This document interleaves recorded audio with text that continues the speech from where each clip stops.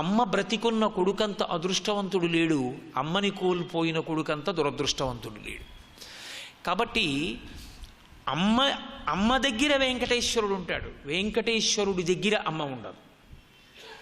అయినప్పుడు అమ్మని వృద్ధాశ్రమంలో ఉంచి, అమ్మని నిందించి, అమ్మని చీత్కరించి, అమ్మతో మాట్లాడడం చేతకాక, అమ్మని గౌరవంగా చూడడం చేతకాక, అమ్మతో 4 మాట్లాడడం మాత్రం రానివాడు వెంకటాచలానికి ఎన్ని మాటలు తీర్థయాత్ర చేసినా వెంకటేశ్వరుడు వాడి ముఖం చూస్తాడని నేను అనుకోను.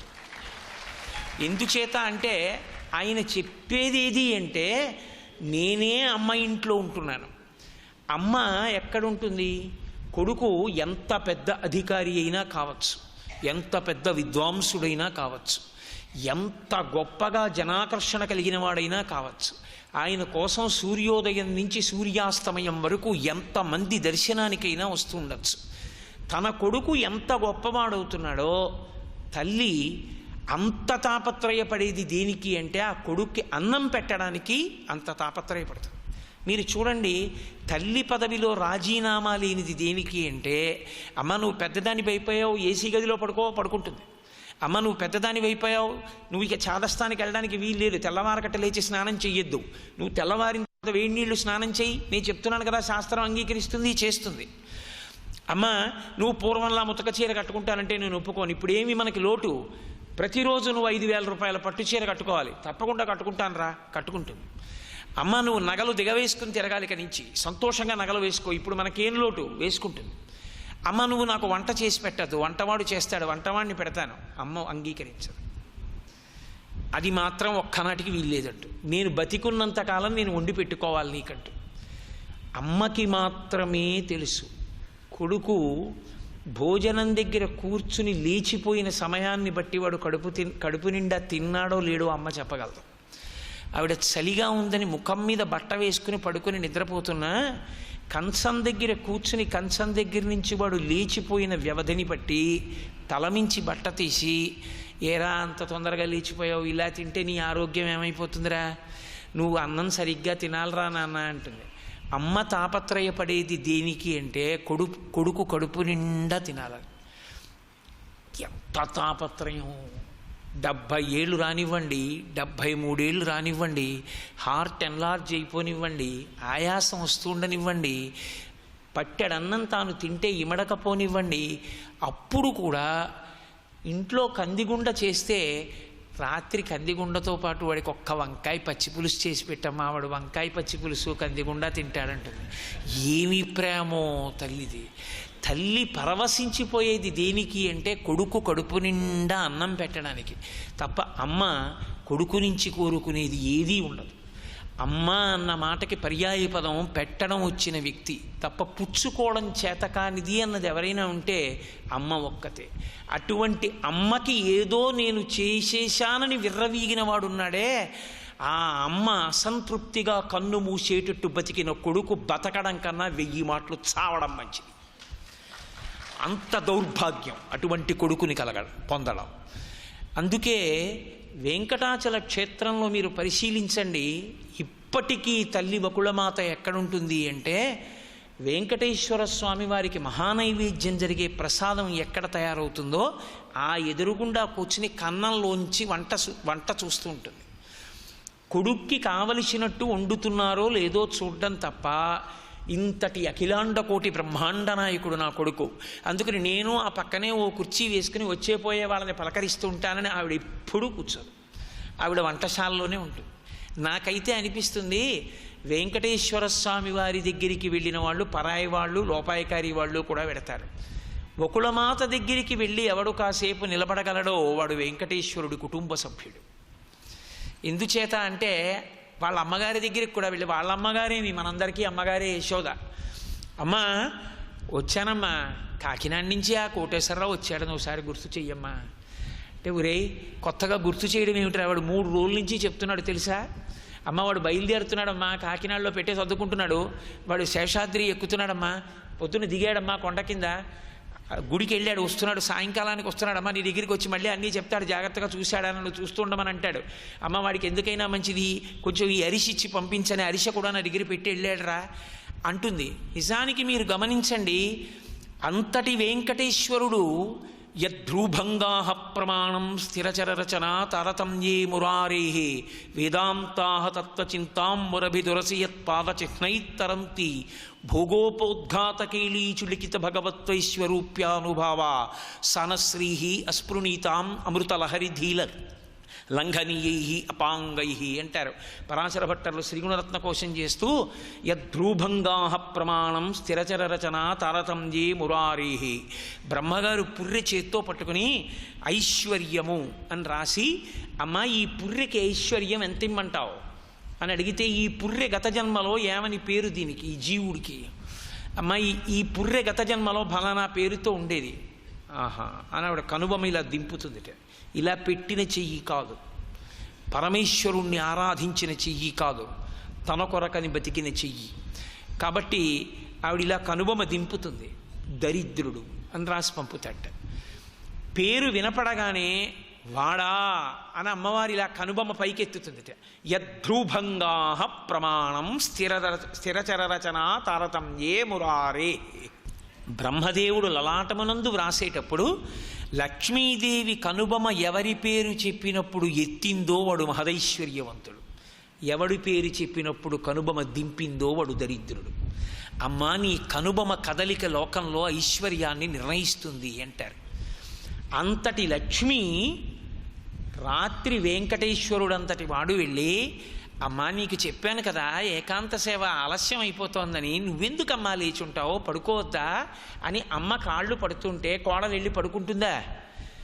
ఆ తల్లి లక్ష్మీదేవి కూడా వచ్చి పాన్పు మీద ఇద్దరూ చెరోకాలు పట్టి పడుకోబెట్టి పెడతారు ఒకళ్ళ మాతని. అమ్మని అంత నెత్తి మీద పెట్టుకుని ఆరాధిస్తాడు వెంకటేశ్వరుడు. వెంకటేశ్వరుడి ప్రీతి పొందడానికి హేతువు అమ్మని ప్రేమగా చూడడం, అమ్మని గౌరవించడం. అమ్మని ప్రేమించడం, అమ్మని గౌరవించడం, అమ్మని పూజించడం చేత కాకుండా వెంకటాచల క్షేత్రానికి ఎన్ని మాటలు వెళ్ళినా అన్ని మాటలు వెంకటేశ్వర స్వామి వారు సిగ్గుతో తలంచుకుంటారు. ఇలాంటి దుర్మార్గపు కొడుకుని చూడవలసి వచ్చిందేమిరా అని. కాబట్టి మాతృభక్తి ఎంత గొప్పదో చెప్పకనే చెప్పినటువంటి అవతారం వెంకటేశ్వర అవతారం. ఆనాడు యశోదాదేవికి ఇచ్చినటువంటి మాట నిలబెట్టుకోవడానికి కలియుగంలో ఆమెని వకుళమాతగా జన్మింపచేసి ఆమెకి పెద్దరికం ఇచ్చి కళ్యాణం చేసుకున్నారు పద్మావతీదేవిని. ఇక మూడవది, ఇది కూడా మాట సంబంధమైనటువంటి విషయమే. కుశధ్వజుడు అని పూర్వకాలంలో ఒక మహర్షి. ఆ కుశధ్వజుడు ఒక పర్వత ప్రాంతం మీద కూర్చుని పరమేశ్వరుణ్ణి ఆరాధన చేస్తున్నాడు. ఆయన ఎక్కువగా అగ్నిహోత్రము ద్వారా ఈశ్వరుడికి హవిస్సునిచ్చి ఈశ్వర ప్రీతిని పొందుతూ ఉండేవాడు. భగవంతుణ్ణి యజ్ఞయాగాది క్రతువులతో ఆరాధించుట అన్న లక్షణం ఉన్నది కేవలము సనాతన ధర్మమునందు మాత్రమే. మీకు ఏ ఇతర విశ్వాసమునందు అగ్నిహోత్రము ద్వారా ఈశ్వరుడికి హవిస్సు సమర్పణం చేసి ఈశ్వరుణ్ణి దేవతల్ని ప్రీతి చెందేటట్టు చెయ్యడము అన్నది మీకు కనపడదు. అది ఒక్క సనాతన ధర్మాంతర్గతముగా మాత్రమే ఉన్న సిద్ధాంతము. ఆ మంత్రంతో స్వాహ అన్న శబ్దాన్ని చేర్చి, అందుకే అగ్నిహోత్రుడి భార్యల్లో స్వాహ స్వధ స్వధాకారంతో ప్రయోగిస్తే పితృదేవతలకి పెడుతుంది. హవ్యం వహతి దేవానాం కవ్యం కవ్యాసినామపి పాకంచ కురుతే వహ్ని శంకరశైవ శాసనాత్ అని లింగపురాణం. పరమేశ్వరుడి ఆజ్ఞ మేరకి అగ్నిహోత్రుడు ఇద్దరు భార్యల్లో ఒక భార్య సహకారంతో దేవతలకి హవిస్సు పట్టుకెడతాడు. అప్పుడు స్వాహ అంటారు ఆ భార్యని. వేదాంతంలో ఎప్పుడు భార్య అన్న మాట వాడినా శక్తి అని అర్థం. శక్తి ఎప్పుడు పురుషుణ్ణి విడిచిపెట్టి ఉండదు. నేను నాకు ఇచ్చిన విడిదిలో కూర్చుని నా ఉపన్యాస శక్తిని గురజాడ కళాక్షేత్రానికి వెళ్ళమంటే వెళ్ళదు. నేను వస్తేనే నాతో పాటుగా నా ఉపన్యాస శక్తి వచ్చినట్టే పరమేశ్వరుడు పరమేశ్వరుడి శక్తి అవిభాజ్యమై ఉంటాయి, రెండు వేరు చేయడానికి ఉండదు. అందుకే శ్రీరామాయణంలో సీతమ్మ శక్త్యా లోభయితుం నాహం ఐశ్వర్యేణ ధనేన వా అనన్యే రాఘవేణాహం భాస్కరేణ ప్రభాయథ అంటుంది. సూర్యుడు ప్రభ, పుష్పము సౌరభము, చంద్రుడు వెన్నెల, పాలు తెల్లతనము ఎలా వేరు చేయబడవో శివశక్తులు ప్రకృతి పురుషులు ఎన్నడూ విడి ఉండేవారు కారు.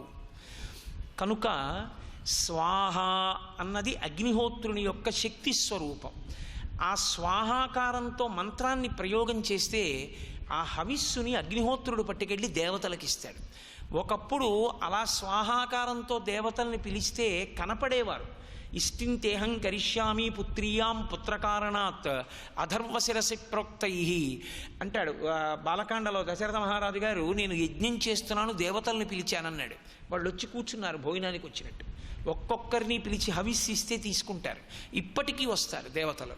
కానీ మరి ఎందుకు కనపడరండి అంటే వాళ్ళని చూడగలిగినటువంటి శక్తి మాంసనేత్రము కోల్పోయేటట్టుగా మనలో ఉన్నటువంటి తేజస్సుని మనం క్షీణం చేసుకున్నాం కలియుగంలో. అందుకే ఇవాళ మనం ఆ తేజోరూపాల్ని దేవతల యొక్క రూపాల్ని చూడగలిగినటువంటి స్థితి మనకి లేదు. కానీ మంత్రంతో పిలిచినప్పుడు ఇప్పటికీ దేవతలు వచ్చి హవిస్సు స్వీకరిస్తారు. ఇప్పటికీ అలా ఉపాసన చేసినటువంటి మహాపురుషుల ఇళ్లల్లో దేవతలు తిరిగినటువంటి సందర్భాలు ఎన్నో దృష్టాంతములు ఉన్నాయి.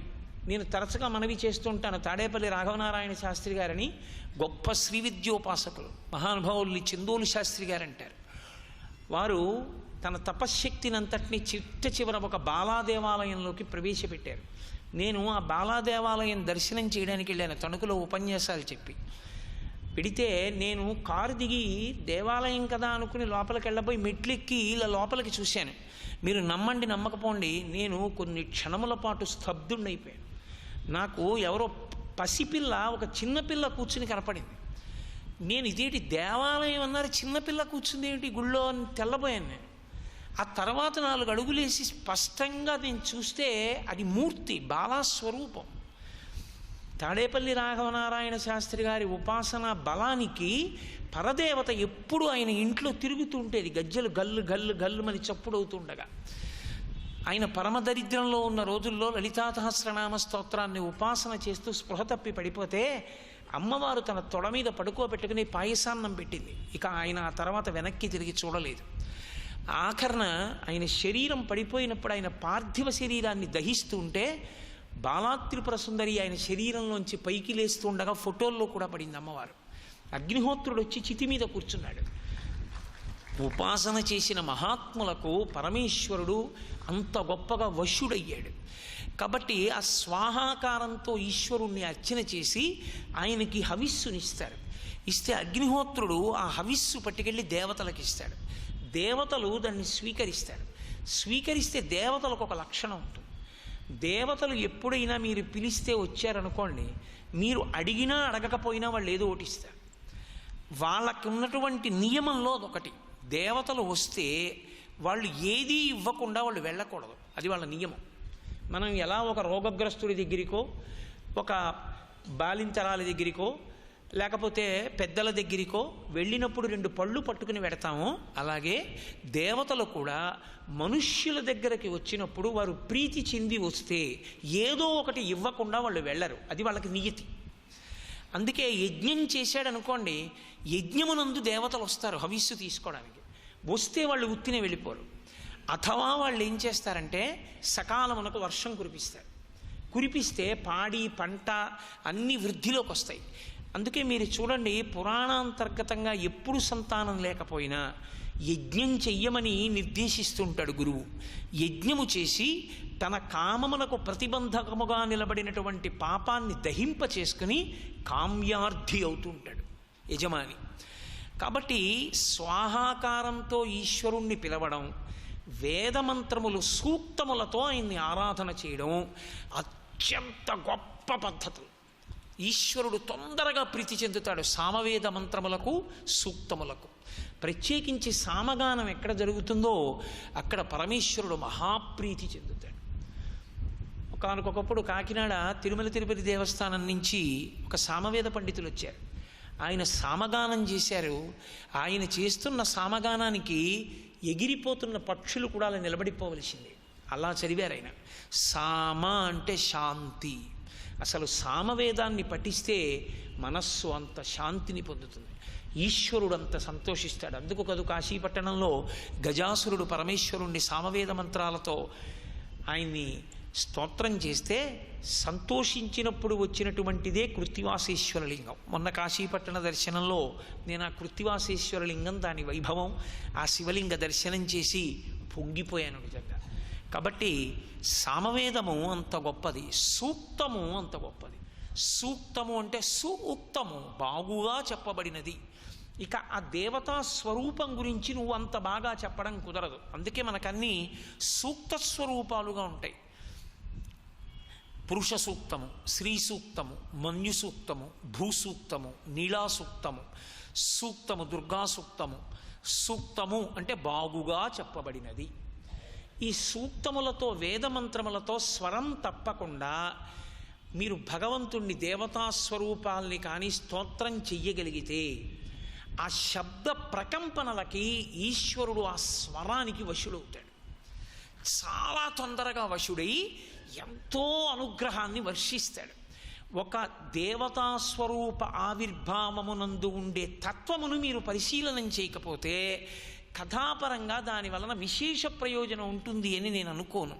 వేదవతీ జననం గురించి నేను ఒక 4 మాటలలో చెప్పాను అనుకోండి, అది మీకు బాహ్యంలో ఎంత ప్రయోజనాన్ని ఇస్తుంది అన్నది నాకు తెలియదు. అందుకే నేను కించిత్ వివరణ చేసే ప్రయత్నం చేస్తూ ఉంటాను. మహానుభావుడు కుశధ్వజుడు హోమ ప్రక్రియ చేత హవిస్సునిచ్చేవాడు.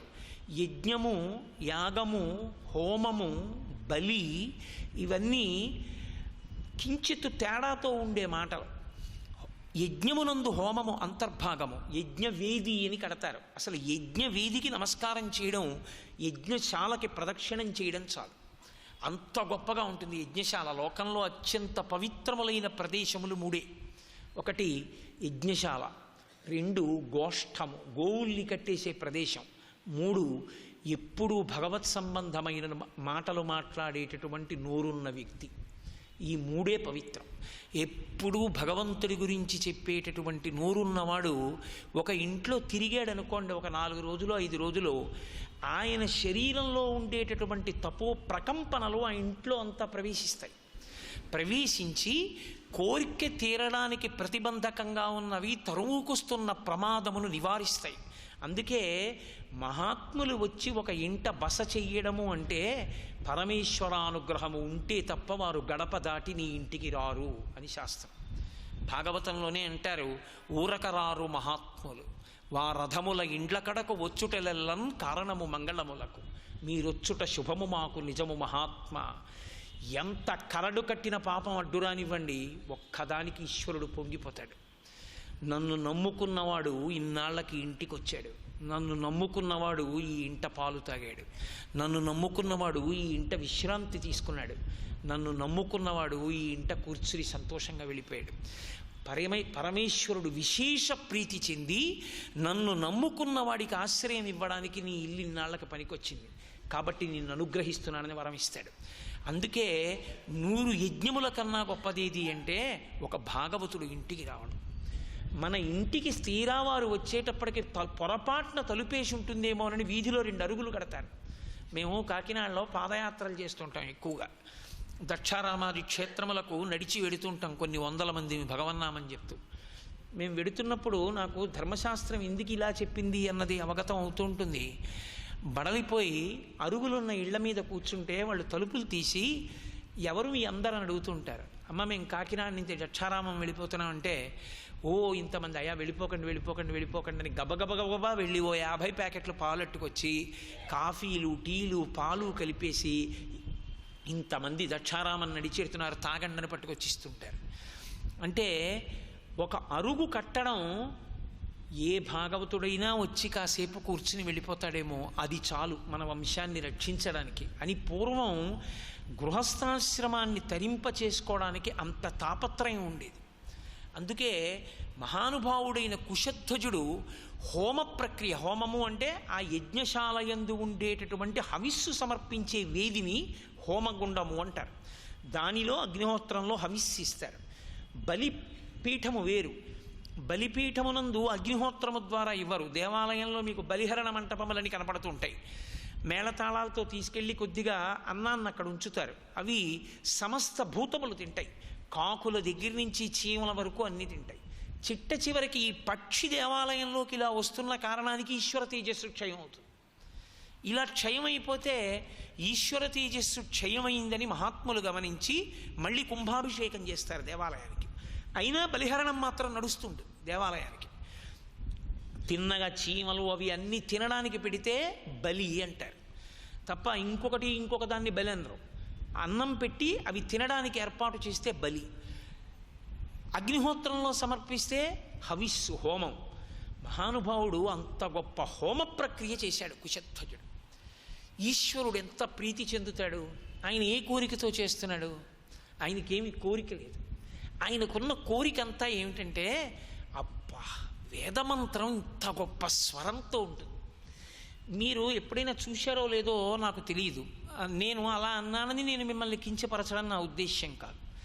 వేదపాఠం చెప్పడం జీవితంలో అదే పనిగా అలవాటైపోయిన మహాపురుషులకు మీరు ఎప్పుడైనా చూడండి, వారు మాట్లాడుతున్నప్పుడు ఎలా ఉంటుందంటే వేదమంత్రం చెప్తున్నట్లుంటుంది. మీరు ఎప్పుడైనా అటువంటి వారిని చూశారో లేదో నాకు తెలియదు. వారు మాట్లాడేటప్పుడు ఈ వేలు ఎప్పుడు దూరంగా ఉండి ఇలా పెట్టి ఉదాత్త అనుదాత్త స్వరిత స్వరములను సూచిస్తూ మాట్లాడతారు. ఇలా వాక్య నిర్మాణం చేస్తూ మాట్లాడుతూ కూడా నొక్కుతూ ఎత్తుతూ నిలబెడుతూ వాక్యం చెప్తారు. అంటే వారికి అలవాటైపోయింది, స్వర ప్రతిష్ఠ చేయడానికి ఆ కంఠం అలవాటైపోయింది. సుగ్రీవుడైపోయాడు ఆయన. మాకు తాతపూడి కృష్ణావధానులు గారు ఉన్నారు మహానుభావుడు. ఏమి గాయత్రి మహామంత్ర జపం చేస్తారో. దోషుడు మందులు వేసుకుంటారు రోజుకి. 80 సంవత్సరముల వయస్సులో లైట్లన్నీ ఆర్పి గదిలో నిలబడితే ఆయన ముఖం సూర్యమండలంలో ప్రకాశిస్తుంటుంది. అంతటి ఉపాసనా బలం. ఆయన ఇప్పటికీ మాట్లాడుతున్నప్పుడు కూడా, ఇంకొకరితో మాట్లాడేటప్పుడు కూడా చెయ్యి ఇలా పెట్టి ఇలా నొక్కి ఇలా ఎత్తి అలా మాట్లాడుతుంటారు. ఆయనకి బ్రీఫ్ కేసుతో పట్టుకుంటూ ఈ డబ్బు ఇచ్చాడు ఒక ఆయన.